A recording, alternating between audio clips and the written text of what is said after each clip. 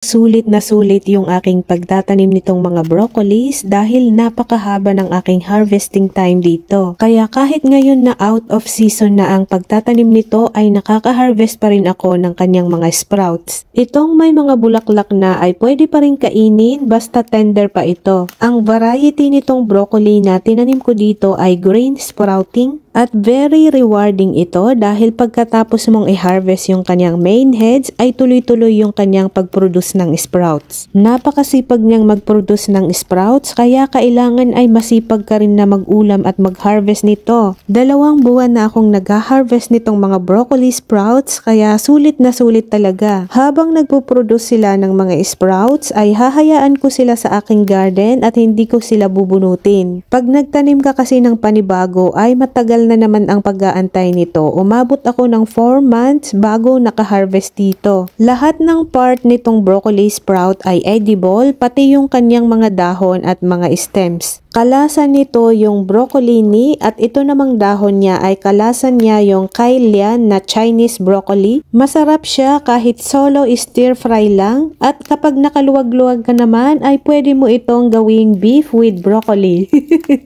At mas maganda ay harvest mo siya habang tender pa sila kasi tumitigas yung kanyang stems pag pinatagal. Gustong gusto ito ng aking mga anak lalo na yung aking bunso. Ang tawa!